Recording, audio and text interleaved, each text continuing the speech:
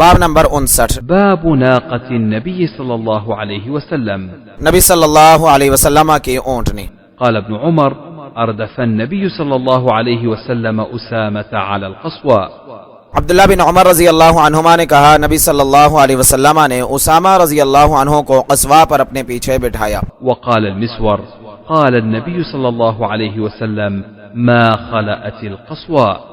اور مسور رضی اللہ تعالیٰ عنہ نے کہا کہ نبی صلی اللہ علیہ وسلم نے فرمایا قصوا اڑی نہیں. حدیث نمبر 2871. حدثنا عبد الله بن محمد حدثنا معاوية حدثنا أبو إسحاق عن حميد قال: سمعت أنس رضي الله عنه يقول: كانت ناقة النبي صلى الله عليه وسلم يقال لها العضباء.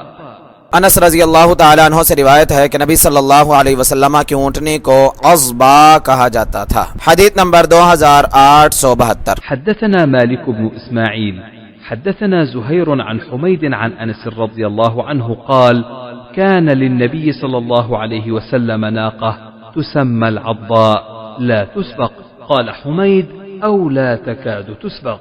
فجاء أعرابي على قعود فسبقها فشق ذلك على المسلمين حتى عرفه فقال: حق على الله ألا يرتفع شيء من الدنيا إلا وضعه. طوله موسى عن حماد عن ثابت عن أنس عن النبي صلى الله عليه وسلم.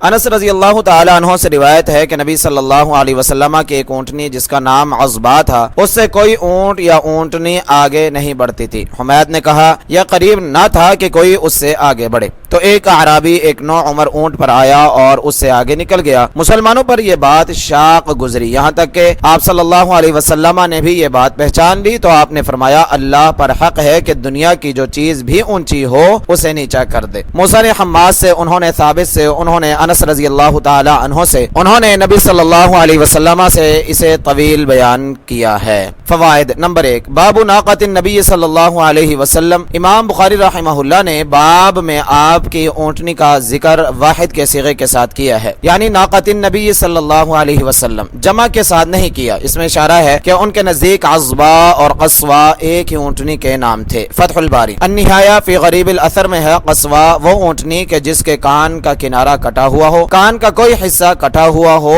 اسے جدع کہتے ہیں. جب وہ چوتھے حصے تک پہنچ جائے تو وہ قصع ہے, جب اس سے زیادہ ہو تو وہ عضب ہے, جب جڑ ہی سے کٹ جائے تو وہ صلم ہے. اور نبی صلی اللہ علیہ وسلم کی اونٹنی کا کان کٹا ہوا نہیں تھا, یہ محض اس کا لقب تھا اور بعض نے کہا کہ اس کا کان کٹا ہوا تھا. خلاصہ یہ کہ عضبا قصوا جدعا ایک ہی اونٹنی کے نام تھے. نمبر 2 قعود قاف کے فتح کے ساتھ اونٹنی جب سواری کے قابل ہو جائے. جوہری نے کہا وہ جوان اونٹ جس پر سواری ہو سکے کم از کم 2 سال کا ہوتا ہے. 6 سال میں داخل ہونے تک پھر اسے جمل کہا جاتا ہے. یہ صرف مذکر کو کہا جاتا ہے, اونٹنی کو قعودہ نہیں کہا جاتا. فتح الباری. نمبر 3 اس حدیث سے معلوم ہوا کہ رسول اللہ صلی اللہ علیہ وسلم زیادہ سے زیادہ عمدہ اور تیز رفتار سواری رکھتے تھے اور صحابہ کرام رضی اللہ عنہم آپ سے اتنی محبت رکھتے تھے کہ انہیں برداشت ہی نہ تھا کہ کسی کی سواری آپ کی سواری سے اچھی ہو. دنیا سے کامل بے رغبتی کے باوجود جہاد اور دوسری ضروریات کے لیے اچھی سواری رکھنا آپ کا شوق تھا. آپ کی سواری مقابلے میں بھی حصہ لیتی تھی, یہ ہمارے لیے بھی اسوہ ہے.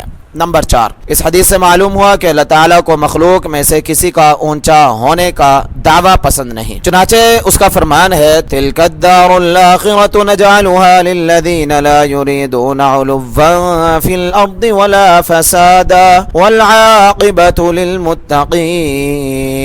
یہ آخری گھر ہم اسے ان لوگوں کے لیے بناتے ہیں جو نہ زمین میں کسی طرح اونچا ہونے کا ارادہ کرتے ہیں اور نہ کسی فساد کا, اور اچھا انجام متقی لوگوں کے لیے ہے. سورہ قصص آیت نمبر 83. نبی صلی اللہ علیہ وسلم نے اس اعرابی کا اونٹ آگے نکل جانے پر برا نہیں منایا بلکہ اللہ تعالیٰ کی ایک سنت بیان فرمائی. اس سے آپ کے حسن اخلاق اور تواضع کا بھی اظہار ہوتا ہے.